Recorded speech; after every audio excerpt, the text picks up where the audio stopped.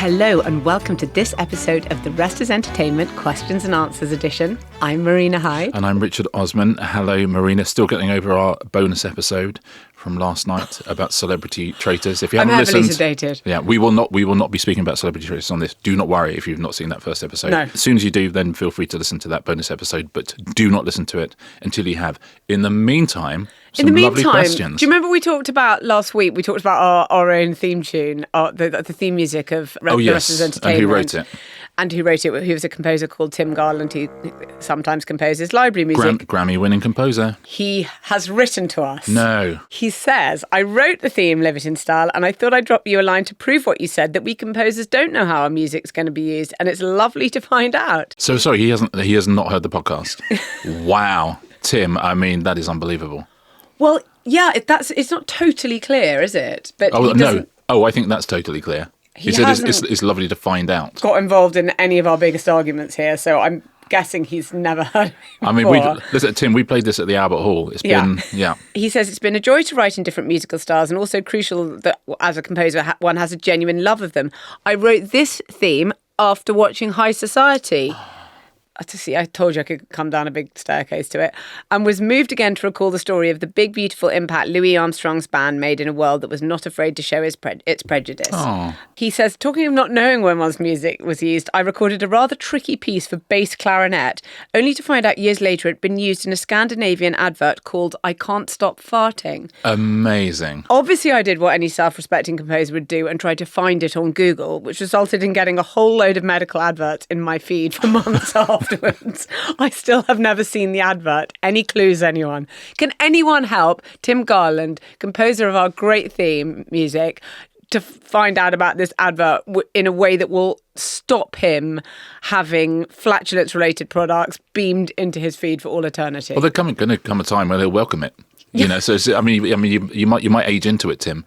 How lovely, though! What a lovely sounding man. That's amazing. Yeah, if you know that I Can't Stop Farting advert, do please tell us. And thank you so much, Tim. Everyone now opening a private browsing window because you just don't want to invite it. Why are you on private? Honestly, you would not believe me. You know, let's just say I'm looking at porn because that's going to be easier than the actual explanation. We have a question from Donna Karen, who has taken the time to say, no, not that one. Wow. Well, she doesn't know which one we're thinking of. But there are two other Donna Karens, are there? No, but I wasn't thinking of the fashion designer Donna Karen. When I heard the name, I was thinking of our listener, Donna Karen. So, in which case, this is the fashion designer. Right. Because I'm thinking of the listener. Right, she spells her name differently. Let's just move on to her question. Wow. Is sound on nature documentaries real? If so, how do they get microphones there? And how does this work underwater? That's a good question. Yeah, I love this so much. This is a question it won't shock you to know, is not my area. But I know a man whose area is. So I asked the wonderful Steve Backshall. The last time I saw Steve Backshall, he was in the House of Games studio, and a pigeon got in, and he showed us how to catch and safely take a pigeon out of a studio. By the way, that's a huge thing. That's so helpful. We had one in the rafters in the front. It was an absolute nightmare. Oh, really? Yeah, you just couldn't get it out. They're so high, and you just can't get it out. Yeah, you need Backshall. Sorry, this is a sidebar, but how do you, Marina's written in to say, yes. What is Marina? Yeah, Marina Hyde. No, not that one. In a humane way, how do you get a pigeon out of a studio? Yeah, so there was a pigeon there and he's flying up and then he's on the floor and someone had the bright idea of saying, Steve, is there any way? He goes, yeah, I can get rid of a pigeon. We're going, oh my God, this is going to be amazing. He's going to do something with his throat or something. It's going to be, and he literally just walked up behind it really, really, really slowly and then just grabbed it with both hands and then took it to the scene dock and out it flew. So it was impressive because I've never seen anyone catch a pigeon before, but it wasn't like, oh my God, it's not like a hack. I see. I was thinking it was in the rafters because that is... It was for a bit because it was a bird, so it was fairly mobile. It was able to... Yeah. Thanks for explaining birds to me. Yeah. I mean, if it had been in the rafters, that would be... to be fair to Steve Backshall, he could have done both. he would have been swinging up there. Anyway... Can we get on to the answer, please? So, Donna, I asked Steve about the sound on Nature Docs, and this is what he said. Hi, Richard and Marina. It's Steve Backshall here. Thank you so much for your question. I am a avid listener to your podcast.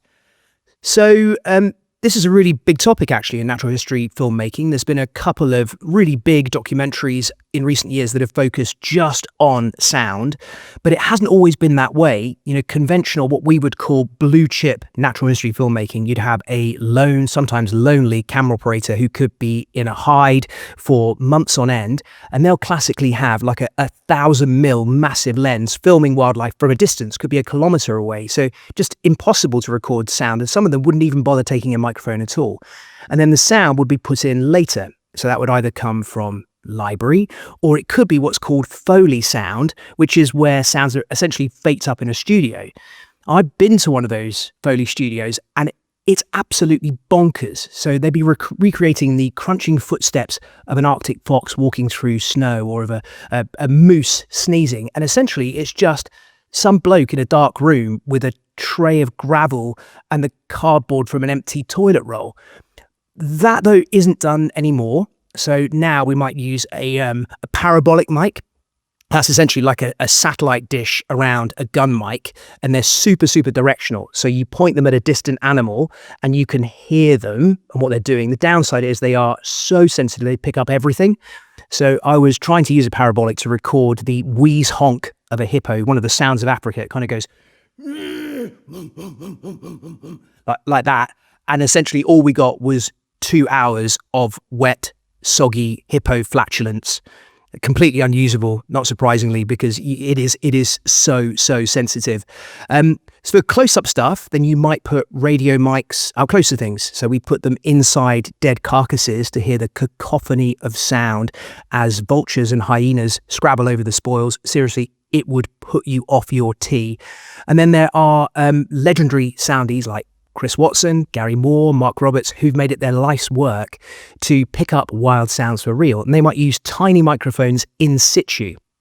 So, for example, putting them underneath a leaf that a column of leafcutter ants is about to walk over, and the leaf almost gets turned into a tiny drum so you can hear their miniature footsteps. Mics can be pitched up high or low, so you can get the infrasound bellows of mating alligators or the ultrasound squeaks of bats on the wing.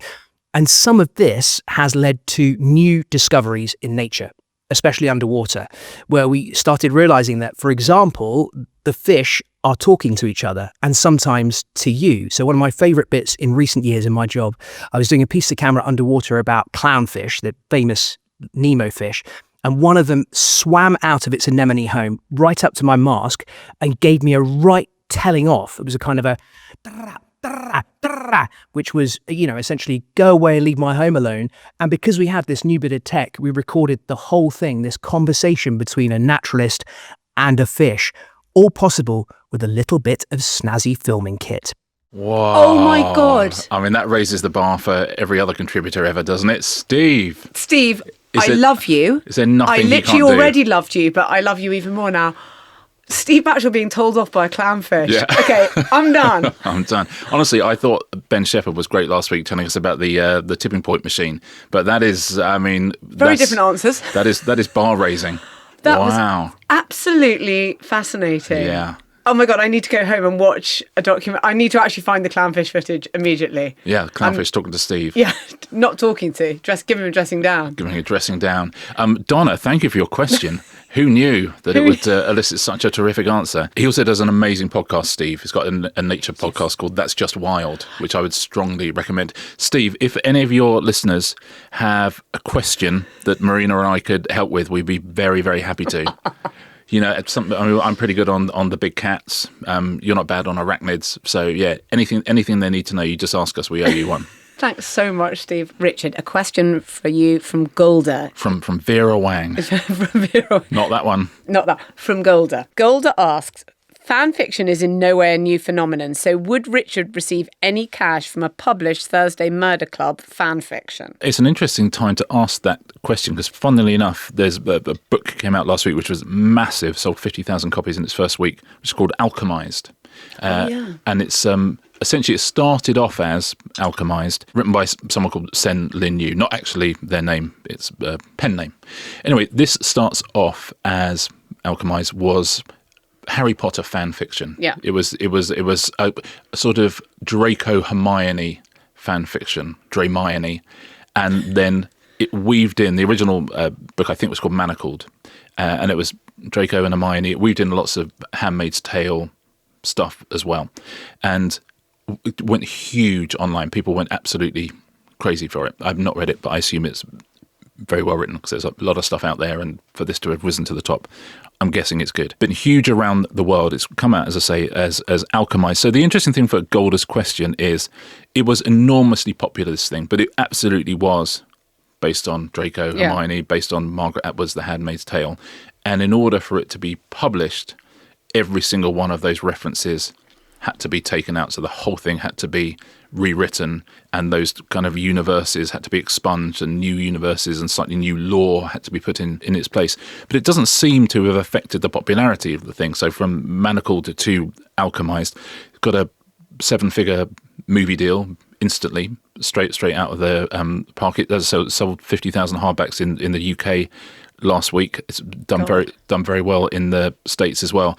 So it's an enormously profitable thing to do. But yes, legally, you're not able to publish that traditionally in the J.K. Rowling universe or in the Margaret Atwood universe. You have to do a different version of it. So this author absolutely gained popularity through writing fan fiction, but then has rewritten it in order to monetize that in a different way. And the same thing happened with E.L. James. So 50 Shades of Grey, which was enormous, and that was Twilight fan fiction, really. That's what it started as.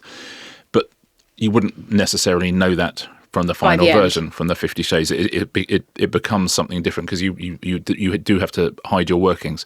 So I think most authors are comfortable with there being fan fiction. I mean, there's always been things that are based on stuff, like Bible stories or the million kind of Greek myths that are retold. But this really is someone's IP. It's really someone has created these characters, and it's great that people love them and want to do something with them. But when it gets to the point that someone is suddenly going to get a £2 million movie deal out of it, if you were J.K. Rowling, you might go, I wonder if maybe some of that might be because those are my characters. So you have to rewrite it, but it seems to work for everyone to do that. So in terms of if there were Thursday Murder Club fan fiction, you're very comfortable with people exploring that world. That's nice. It's something you want, and having their own versions of it in their mind. The second someone's making money from it, I guess there's copyright issues. I mean, not as big copyright issues as all the massive tech companies scraping every single book and putting it into their large language models, which is genuine theft. At least this is people who like what you're doing and want to add. Is there a slash fiction version where I get together with Bogdan? I mean, has someone written that? I'm just saying, if someone wrote that, I would read it. Yes, if someone has written that. Yes, weird. Then I would read it. I was reading that from a Hermione Hyde. It's lovely that stuff does inspire people, and it's an incredible way for young writers.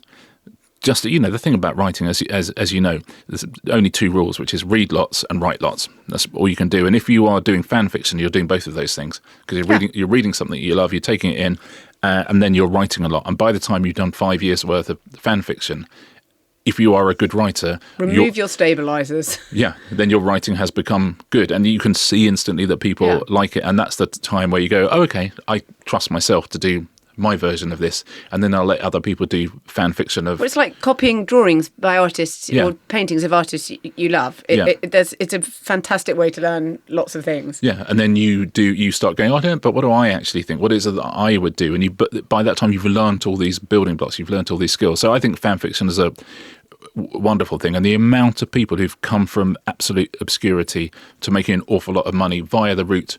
Fan fiction, self-published fiction, all of these things. There's more and more and more and more. And the story of publishing now is that's the route through. That's where people are coming from. But yeah, so Alchemized out last week, been absolutely huge. It is fan fiction. Hasn't yet sold as many as 50 Shades of Grey, but almost nothing ever in the history of publishing has. But they both come from the same place, and that feels like a really positive thing. Right. Shall we go to an advert? Yes, shall we? This episode is brought to you by Sky, where you can watch unmissable shows, including the brand new original thriller, The Iris Affair. The Iris Affair is a sun-drenched chase thriller from Neil Cross, who is the creator of Luther. love Luther. A deadly pursuit across Italy. I love Italy, with fewer postcards and piazzas and more shadows than sunshine. At the heart is Iris Nixon, equal parts puzzle addict, charming genius and serial imposter, stealing code tied to quantum technology that could tilt the balance of power. I love puzzles. I love charming geniuses as well. On her tail is Cameron, wealthy, ruthless and very well-resourced. Not the man you want chasing you through Sardinia. The stakes aren't just personal, they're global. This isn't sightseeing, it's shadows and Aperol firmly off the menu. Some people collect stamps, others dismantle the fabric of modern life before breakfast. Everyone needs a hobby. Starring Niamh Alga from The Virtues, alongside Tom Hollander from The White Lotus and The Night Manager, The Iris Affair is the thriller that wastes no time and shows no mercy. It's Italy with teeth, glamour, genius and betrayal played out on the coast. The Iris Affair begins 16th of October on Sky.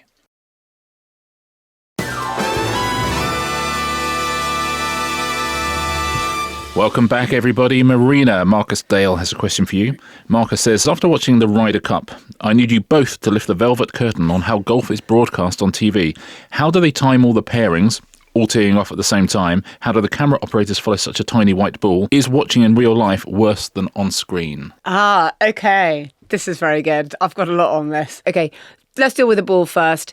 It is very small, but they've got high-speed cameras that can do the equivalent of several hundred, several thousand frames per second sometimes, because when the ball's coming off the tee, it can be going over 100 miles an hour. They also have these telephoto lenses that have image stabilization, and they now have this tracking technology, which you know, like ShotLink or TrackMan or whatever it is, which has sort of radar and optical sensors, so that when you watch the trajectory, it's kind of you'll see it overlaid over the picture. Anyway, your understanding of the game is so much better when you're watching it at home on TV. For sure. But obviously, when you're there, you get the atmosphere, even if that atmosphere is, you know, some people throwing some drinks in someone's hair, and just, I mean, obviously... That was amazingly ungolfy. I have to say, golf is a fun thing to go and see for a couple of days. The Ryder Cup did not look like a fun thing to go and see. That I would definitely rather watch on TV. Yeah. It just, obviously, that the whole lot of that was just appalling. But if you are going to a golf tournament, and then I think if you're a spectator, you have to say, okay, we are going to do 3 things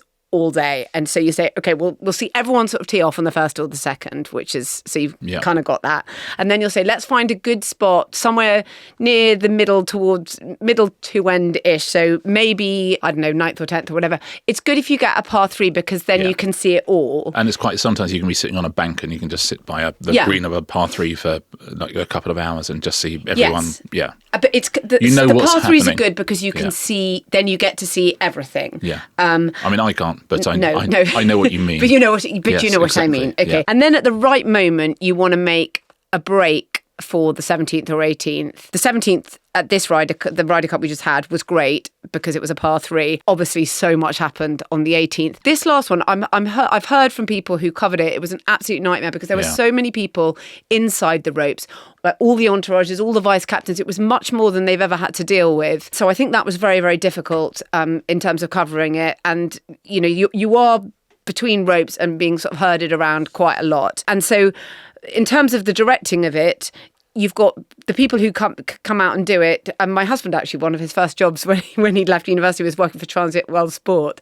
And, you know, he was in the buggy with a cameraman and a sound guy. Oh, that's fun. But there is someone who fully understands and can anticipate things about the whole golf tournament because they're watching it on the TVs. So you're getting it in your headphones, right, you know, go up to the 12th because Faldo's imploding or whatever it is.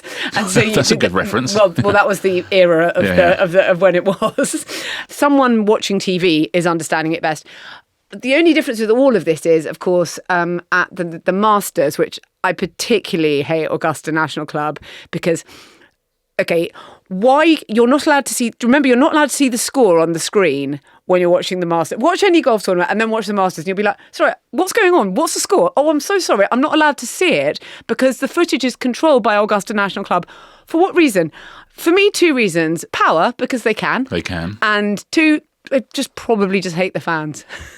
Probably they hate the fans in some really kind of inchoate way, but you're not allowed to see the score at the Masters for most of the time. Every now and then they'll flash it out like it's a present to you. Oh, I'm so sorry. Thank you so much for letting me in my hovel at home watch this. The whole of that tournament is a sort of real power game and whatever, and I find it absolutely ridiculous. That is a tournament where perhaps it's better to be on site. Well, I think 100%. It's my friend was once there, rang me and said, "Oh my God, I'm in the clubhouse right now. There are literally only 2 black people here, me and Condoleezza Rice." You know, I mean, it's a thing. It's a can vibe. I say atmosphere, Richard? Atmosphere. Yeah. There's a lot of atmosphere at Augusta. Always has been. It's a bucket list thing, but it has a very rarefied atmosphere. But a day out of the golf is nice. But funnily enough, the Ryder Cup is slightly easier as a director than most other golf tournaments, because there are, on the first 2 days, there's 4 pairs playing at any given time. Usually someone's on the tee, someone's on the green, someone's spotting, all of those things. If you watch any of the big majors or anything, there are, you've got first couple of days, you've got 100 people playing, and, the last couple of days fewer, and which is why you're watching something and you hear a cheer from somewhere else on the course, and then you cut to someone doing a putt. You go, well, I think I know what happens here because I just heard an enormous cheer. I just heard a massive cheer, yeah. But essentially you can't cover everything all the time in that sport, because there are 3 or 4 things happening that are important at all time. But that's why I like watching golf, because that's what happens. But with Ryder Cup is slightly easier. But on that last day, when you had those 11 games going off at the same time, that's what makes it such an exciting sport, is because there is always, because all 11 of those games are incredibly important, and almost at all times someone has got a putt to win or tie the whole. I mean, the directing of it is brilliant. It is so anticipatory, and it's constant having to make a really quite important decision of where you're going to be.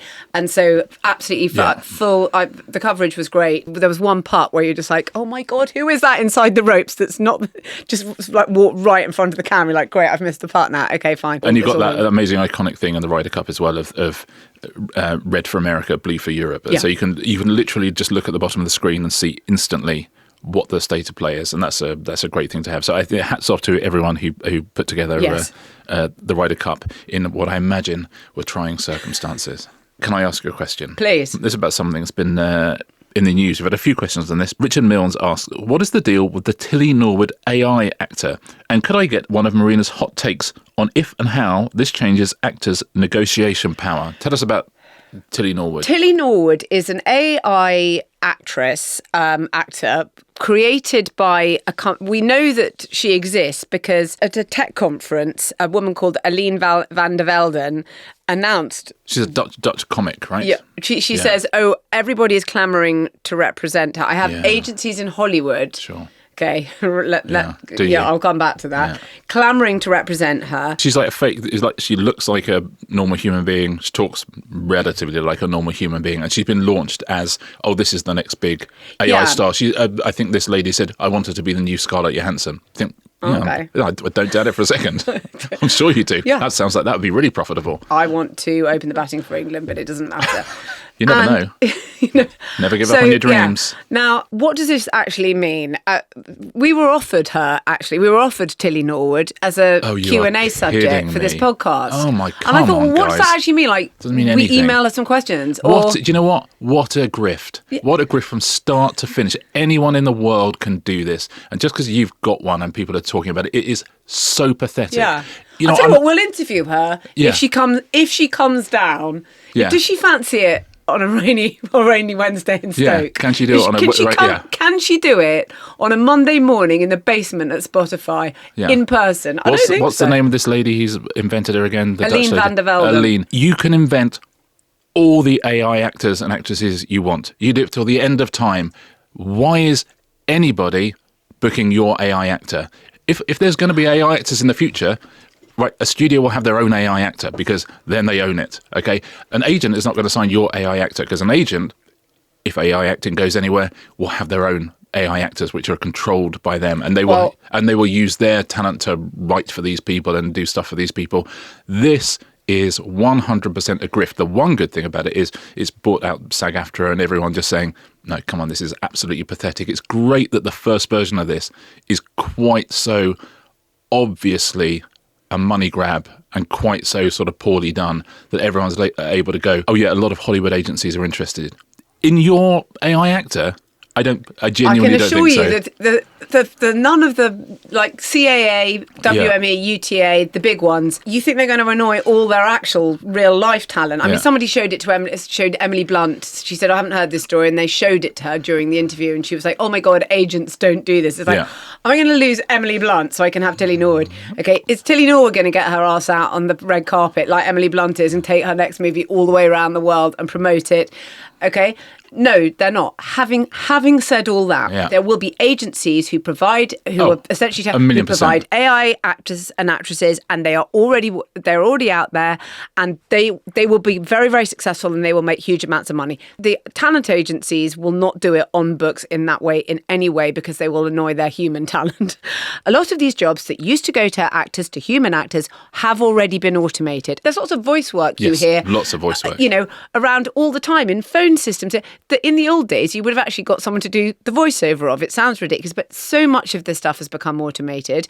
And there will be a point where there's all sorts of people who, at a certain price point, this is already automated. It's not automated at the Emily Blunt price point or anybody else. I'm only using her because she was shown the article and forced to react to it in real time. And again, that journalistic thing of saying Emily Blunt has spoken out. You go, she hasn't spoken out. You showed her something. You shoved something in her face in the middle of the interview. She had to say it. Yeah, if you ever see an article saying someone has spoken out, just take a look. Did they actually speak out? Or were they shown something and did they say, oh, yeah, this sounds like a terrible idea? This type of journalism could certainly be automated. I think increasingly. I think it has been. I think real people ask these questions, but soon they won't be. If Tilly Norwood is looking for a job, there are jobs in journalism for her. Oh, yeah. I'm sure she's perfectly good and whatever, and you don't, have to... She's not nuts and you don't have to drug her and all the other things that people say about human actors. You don't have to drug her. You know what? Probably better than Emma Watson. He's great, but you have to... Wow. What? Am I wrong? Wow, yeah, that's unbelievable. You stay on your phones. I've seen the films. Anyway, it does show that media outlets will print any of these things if it's to do with AI, and they'll love to say that this is a fake person. But we're going to keep seeing this stuff, and many of the jobs have already gone over to AI. And people just don't like to think about it. Yeah. None of those big jobs are going to go over to AI, of course, the big human actor jobs, but huge other parts of the supply chain are already going over to AI. The studios are already doing this. Yeah. So she's a sort of harbinger of one type of thing, but she's not a realistic threat on her own. No, what she is on her own is someone, trying to take advantage of knowing they're going to get free publicity, which they have, and we're talking about it as well. But that's why I'm talking about it quite so bluntly, because I want to say, yes, we are talking about it, but it is a grift, right? Yeah. This isn't, a studio could absolutely one day have an AI Robert De Niro, right? That is worth some money to them, and Robert De Niro can make some money out of that, and there would be 3 people writing it. That is a possibility. This sort of nonsense, though, that you're going to build this huge star is there will be an accidental AI star one day, for sure, but just going, oh my God, guys, I've had the best idea. I'm going to launch an AI actor. You think, you know what? Stop being so 10 years ago. I mean, it's so boring. And yes, hopefully we hear nothing more about her. She's got a very English name.